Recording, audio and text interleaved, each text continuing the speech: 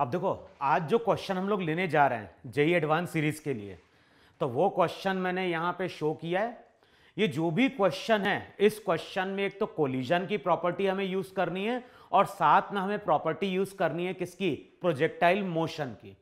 अब क्वेश्चन में क्या बोल रहा है, क्वेश्चन में बोल रहा है a heavy steel ball held in contact with a extremely light steel ball at a height 5√3 meter above a hard horizontal floor. The line joining the center of the ball makes an angle 30 degree with the vertical if all the collision are elastic and sizes of the balls are negligible as compared to height h. Find the horizontal range of the lighter ball. तो question में क्या है, question में यहां पे बोल रहा है ये हो गया ग्राउंड,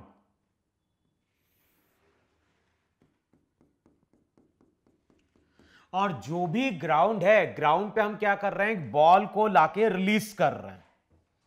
अच्छा, जो भी बॉल है, बॉल को हमने कितनी हाइट से लाके रिलीज किया है, तो बॉल को वहां पे हमने h हाइट से लाके रिलीज किया है। और ध्यान रखना है, दोनों बॉल के साइज को हमें क्या करना है, नेग्लेक्ट करना है। अच्छा, दोनों बॉल के साइज को अगर नेग्लेक्ट करोगे तो जिस टाइम पे, ध्यान है ये हैवी बॉल है, तो जिस टाइम पे हैवी बॉल टकरा रही होगी उस टाइम पे उसकी वेलोसिटी v होगी कि नहीं होगी। सिमिलरली ये जो हैवी बॉल है, इस हैवी बॉल के कांटेक्ट में एक लाइटर बॉल है, और क्वेश्चन में क्या बोल रहा है, ये जो लाइटर बॉल जब कांटेक्ट में है तो ये कितना एंगल फॉर्म कर रही है, ये एंगल फॉर्म कर रही है वर्टिकल से। दोनों के सेंटर को ज्वाइन करने वाली जो लाइन है वो एंगल फॉर्म कर रही है थीटा, और थीटा की वैल्यू वहां पे कितनी दी हुई है, थीटा की वैल्यू दी हुई है वहां पे कितना, 30 डिग्री। अच्छा, अब ध्यान रखना, दोनों बॉल को जैसे हम छोड़ेंगे तो नीचे वाली जो बॉल है वो हैवी है, ऊपर वाली बॉल जो है वो हल्की है। अच्छा, दोनों को हम छोड़ेंगे तो दोनों का वहां पे फ्री फॉल होगा। तो जिस टाइम पे दोनों बॉल टकराने वाली होगी, बताओ, दोनों बॉल की वेलोसिटी v होगी, और v की वैल्यू क्या होगी, काइनेमेटिक्स की इक्वेशन लगाओगे तो v की वैल्यू √2gh होगी कि नहीं होगी वहां पे। अच्छा, अब ध्यान रखना है, यहां पे दो चीजों के कोलिजन हो रहे होंगे। एक तो कोलिजन हो रहा होगा हैवी बॉल का ग्राउंड के साथ, तो सबसे पहले हैवी बॉल ग्राउंड से टकराएगी, कोलिजन परफेक्टली इलास्टिक है, तो जैसे ही कोलिजन कंप्लीट होगा इस बॉल को इस डायरेक्शन में वेलोसिटी मिल जाएगी v। तो सबसे पहले हैवी बॉल ग्राउंड पे टकराएगी, और जैसे ही कोलिजन होगा, कोलिजन का टाइम इंटरवल बहुत ही स्मॉल होता है, तो हमें यहां पे कॉन्सेप्ट क्या लेना है, जैसी हैवी बॉल टकराएगी उसकी वेलोसिटी हो गई v। अब क्या होगा, उसी टाइम पे जो लाइटर बॉल रहेगी वो भी क्या हो रही होगी, टकराने जा रही होगी। लाइटर बॉल जब टकराने जा रही है तो उसकी वेलोसिटी उस टाइम पे कितनी है, v है, और ये एंगल वहां पे थीटा है कि नहीं है वहां पे। अच्छा, अब इस वेलोसिटी को अगर रिजॉल्व करोगे तो बताओ, इस वेलोसिटी के कितने कंपोनेंट निकल के आएंगे, एक कंपोनेंट इस डायरेक्शन में आएगा v cos थीटा, दूसरा जो कंपोनेंट आएगा वो यहां पे आएगा कितना, v sin थीटा। अब हमें ये मालूम है, ये चीज हम लोगों ने पहले भी क्वेश्चन में डिस्कस किया था कि इस बॉल की अगर हम बात करें, जिस टाइम पे ये बॉल टकराएगी उस टाइम पे नॉर्मल इंपल्सिव फोर्स होगा, टेंजेंट के अलोंग बॉल के ऊपर कोई फोर्स नहीं लग रहा है। ध्यान है, बात कर रहा हूं लाइटर बॉल की। तो जिस टाइम पे लाइटर बॉल टकराएगी हैवियर बॉल से, तो हैवियर बॉल उसके ऊपर नॉर्मल अप्लाई करेगा। इसका मतलब कि इस बॉल पे टेंजेंट के अलोंग कोई इंपल्सिव फोर्स नहीं है। टेंजेंट के अलोंग अगर कोई इंपल्सिव फोर्स नहीं है, इसका मतलब टेंजेंट के अलोंग मोमेंटम में कोई चेंज नहीं आएगा। तो आफ्टर कोलिजन जो v sin थीटा कंपोनेंट रहेगा उसमें कोई चेंज नहीं आएगा। अब चेंज किस में आएगा, जो नॉर्मल के अलोंग वेलोसिटी है, मान लो आफ्टर कोलिजन उसकी वेलोसिटी यहां पे कितनी आ गई, v1 आ गई। तो सबसे पहले हमें प्रॉपर्टी क्या यूज करनी है, सबसे पहले हमें प्रॉपर्टी यूज करनी है कि कोलिजन हमारा परफेक्टली इलास्टिक है, तो ई की वैल्यू क्या थी वहां पे, तो याद करो ई को हमने लिखा था वहां पे 1। अच्छा, अब ई को हम क्या लिखते हैं, velocity of separation upon velocity of approach. जैसे ही कोलिजन, देखो जिस टाइम पे लाइटर बॉल टकरा रही है उस टाइम पे हैवियर बॉल टकरा के ऊपर रिबाउंड कर चुकी है, तो उस टाइम पे इस डायरेक्शन में जो वेलोसिटी का कंपोनेंट आएगा वो चेक करो v cos थीटा आएगा कि नहीं आएगा। अब मान लो एक ऑब्जर्वर है, ऑब्जर्वर बैठा है हैवी बॉल पे, वेलोसिटी ऑफ सेपरेशन क्या होगा, अब इस बॉल पे बैठ के देखोगे तो ये v1 से दूर जा रहा है, तो वेलोसिटी ऑफ सेपरेशन चेक करो v1 minus v cos theta होगा कि नहीं होगा। तो ये तो हो गया velocity of separation upon velocity of approach. अब बताओ वेलोसिटी ऑफ सेपरेशन हो गया v1 minus v cos theta. अब बताओ वेलोसिटी ऑफ अप्रोच कितना है वहां पे, तो एक चीज देखो यार भाई, ये जो बॉल है, ये बॉल यहां पे पहले क्या हो रही है, टकरा रही है। जैसे ये बॉल टकराएगी उसके बाद ये बॉल रिबाउंड होगी, उस टाइम पे ये बॉल उससे क्या हो रही होगी, टकरा रही होगी। तो पहले चेक करो यहां पे जरा, इस डायरेक्शन में v cos थीटा, इस डायरेक्शन में v cos थीटा, तो velocity of approach 2v cos theta है क्या, देखो जरा इसको पहले वहां पे देखो, चेक करो सही लिखा है कि नहीं लिखा। वहां पे जो हैवी बॉल है, हैवी बॉल पहले टकराएगी, उसके बाद v वेलोसिटी से वो क्या कर रही होगी, वहां पे रिबाउंड कर रही होगी। तो एक चीज देखो वहां पे जो वेलोसिटी ऑफ सेपरेशन होगा, देखो यहां पे लॉजिक क्या है, यहां पे लॉजिक ये है कि पहले हैवी बॉल टकरा गई, उसकी वेलोसिटी आफ्टर कोलिजन v हो गई। अब उस टाइम पे टकराने जा रही है, तो जिस टाइम पे टकराने जाएगी उस टाइम पे नॉर्मल के अलोंग हम वेलोसिटी लेंगे, तो नॉर्मल के अलोंग इसकी वेलोसिटी का कंपोनेंट v cos थीटा होगा, इसकी velocity component v cos theta होगा, तो दोनों पास आ रही है कितने से, 2v cos थीटा से, तो velocity of approach 2v cos theta है। अब ध्यान ना, फ्रैक्शन ऑफ सेकेंड में ये बॉल क्या करेगी, टकराएगी। अब जैसे ये बॉल टकराएगी तो ध्यान रखना ये बॉल लाइटर है, और ये बॉल अगर लाइटर है तो इसकी वेलोसिटी में कोई चेंज नहीं आ रहा होगा। सबसे पहले हैवी बॉल टकराई, इसके बाद लाइटर बॉल टकराई, तो जिस टाइम पे लाइटर बॉल टकरा रही है उस टाइम पे वेलोसिटी ऑफ अप्रोच कितना है, इस v का ध्यान रखना, ये एंगल यहां पे थीटा, तो यहां पे v cos थीटा है, और इसकी जो वेलोसिटी थी इस डायरेक्शन में v नीचे की ओर, ये एंगल थीटा, तो इस डायरेक्शन में इसका भी v cos थीटा है, तो वेलोसिटी ऑफ अप्रोच बताओ 2v cos थीटा है कि नहीं है। अब क्या होगा, ये जो लाइटर बॉल है टकराएगी, और मैंने क्या बोला, लाइटर बॉल जो रहेगी वो हैवी बॉल के ऊपर ज्यादा फोर्स नहीं लगाएगी, और कोलिजन का टाइम इंटरवल स्मॉल है, तो अभी भी हम इसकी वेलोसिटी क्या पकड़ेंगे, अभी भी हम इसकी वेलोसिटी पकड़ेंगे v।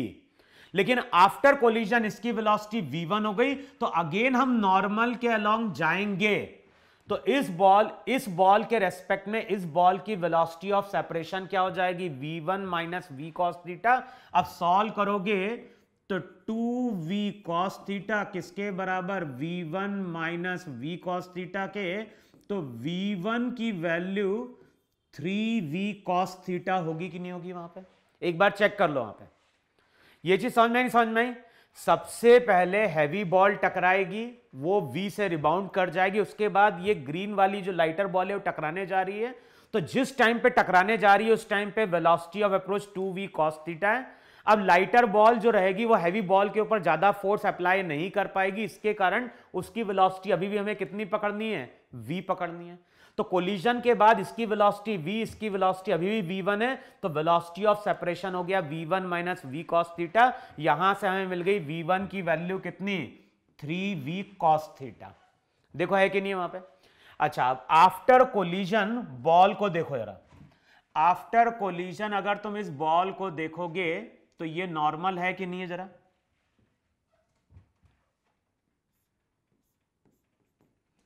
इस डायरेक्शन में इसकी वेलोसिटी v1, ये एंगल थीटा। इस डायरेक्शन में जो वेलोसिटी है जिसमें कोई चेंज नहीं आ रहा है वो हमारी v साइन थीटा है कि नहीं।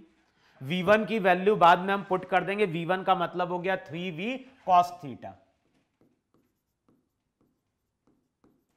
अब आफ्टर कोलिजन अगर देखोगे तो इस बॉल के पास दो डायरेक्शन में वेलोसिटी है, नॉर्मल के अलोंग भी है और साथ में वेलोसिटी है टेंजेंट के अलोंग भी। हम वेलोसिटी को क्या करते हैं, एक्स और वाई के अलोंग रिजॉल्व कर देते हैं। तो ये जैसे हमने एक्स एक्सिस ले ली और ये हमने क्या ले ली, वाई एक्सिस ले ली। तो हम क्या कर रहे हैं, आफ्टर कोलिजन बॉल की वेलोसिटी फाइंड आउट कर रहे हैं एक्स के अलोंग, वाई के अलोंग, और फिर वहां से हम क्या बोलेंगे, वहां से हम बोलेंगे वेलोसिटी एक्स के अलोंग भी है, वाई के अलोंग भी है। और आफ्टर कोलिजन ये जो लाइटर बॉल रहेगी, आफ्टर कोलिजन ये जो लाइटर बॉल रहेगी, ये लाइटर बॉल का पाथ जो रहेगा वो वहां पे क्या होगा, पैराबोलिक हो जाएगा। देखो है कि नहीं है। तो आफ्टर कोलिजन अगर देखोगे तो इसके पास वेलोसिटी v1 और साथ में वहां पे v cos थीटा है। अब चेक कर लो, ये एंगल 90 माइनस थीटा 90, तो ये एंगल थीटा। अब ये एंगल अगर थीटा, तो इस डायरेक्शन में जो कंपोनेंट आएगा उसको देखो जरा, उसकी वैल्यू यहां पे हो जाएगी v cos थीटा। देखो चेक करो है कि नहीं वहां पे, यहां पे क्या था, अच्छा v sin थीटा था। एक मिनट, यहां पे था हमारा v sin थीटा। अब हम क्या कर रहे हैं, अब हम वेलोसिटी का कंपोनेंट कैलकुलेट करने जा रहे हैं एक्स के अलोंग। तो ये हो जाएगा v sin theta cos theta. इसको ऐसा कर दे रहा, तो अब ये हो जाएगा इस डायरेक्शन में अगर देखोगे तो v sin theta cos theta plus ये थीटा, ये 90 माइनस थीटा। तो इसका जो कंपोनेंट आएगा वो हो जाएगा 3v cos theta, cos 90 minus theta क्या हो गया, sin थीटा। तो वेलोसिटी का जो x कंपोनेंट आएगा वो आएगा 4v sin theta cos theta. देखो है कि नहीं वहां पे, जो वेलोसिटी का x कंपोनेंट आ रहा है वो आ रहा है 4v sin theta cos theta.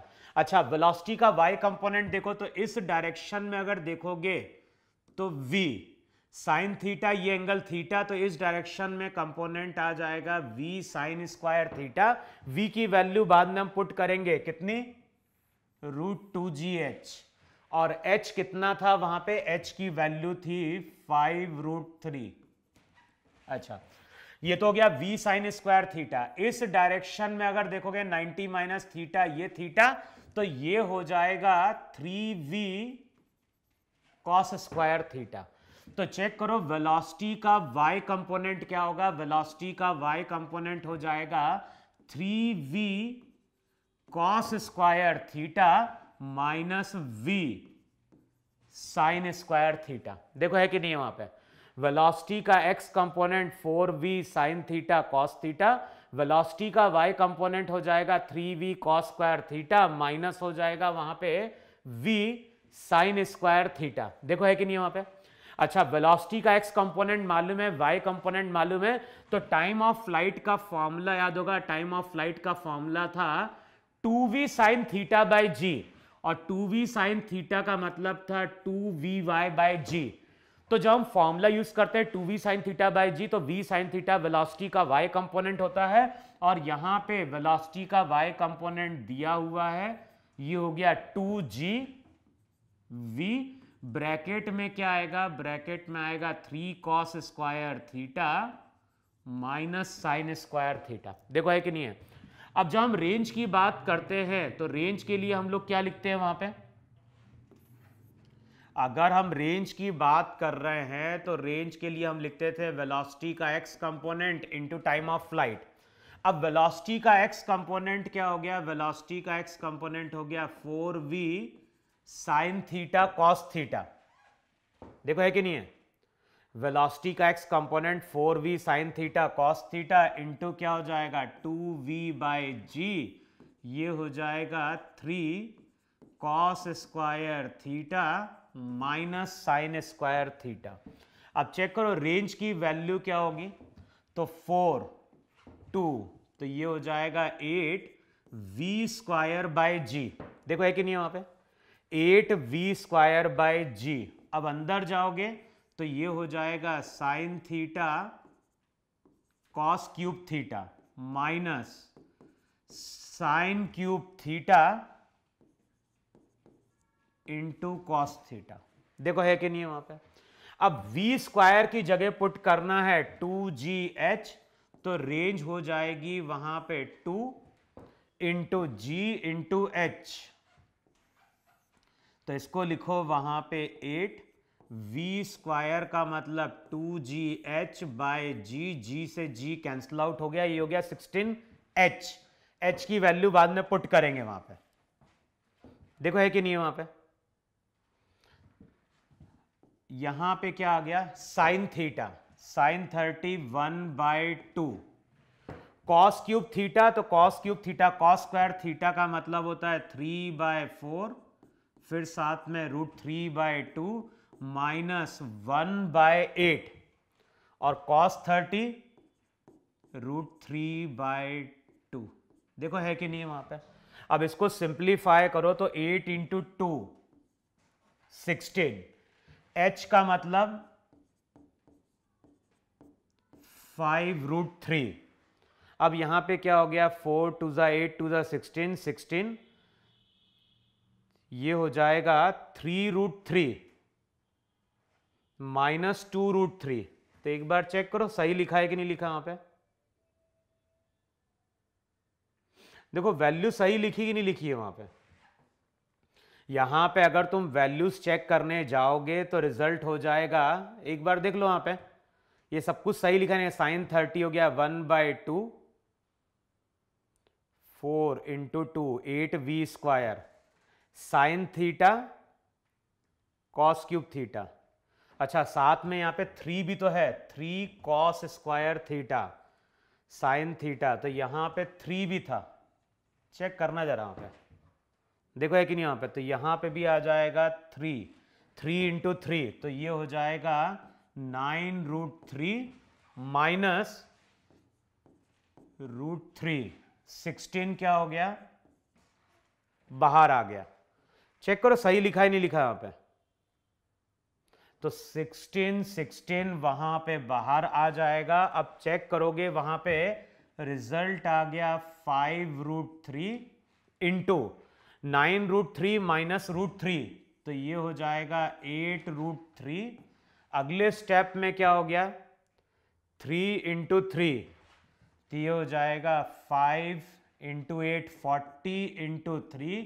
तो जो आंसर आएगा, आंसर यहां पे आएगा कितना 120 मीटर। चेक करो यही इसकी रेंज है कि नहीं है वहां पे। तो यहां पे हमने क्या किया है, ये वैल्यू थी हमारी वेलोसिटी का हॉरिजॉन्टल कंपोनेंट और ये था यहां पे टाइम। तो चेक करो सॉल्व करने पे ये वैल्यू बन रही है या नहीं बन रही है। जो आंसर दिया हुआ है बुक में वो यही दिया हुआ है कि पार्टिकल जो लाइटर बॉल है उसकी रेंज वहां पे क्या है 120 मीटर है। लेकिन हो क्या रहा है, जब हम क्वेश्चन को सॉल्व करने जा रहे हैं तो हमें केवल यही समझना है कि दोनों बॉल एक साथ नहीं टकराएगी। पहले क्या होगा, बड़ी वाली बॉल टकराएगी, जैसे ही टकराएगी, टकराने का टाइम इंटरवल स्मॉल है तो उसको तुरंत v वेलोसिटी मिल जाएगी ऊपर की ओर। अब ये v ऊपर से जा रहा है, ये v नीचे से आ रही है, ये v नीचे की ओर आ रही है, तो उसके कारण वेलोसिटी ऑफ अप्रोच हमारा क्या हो गया था 2v cos थीटा हो गया था।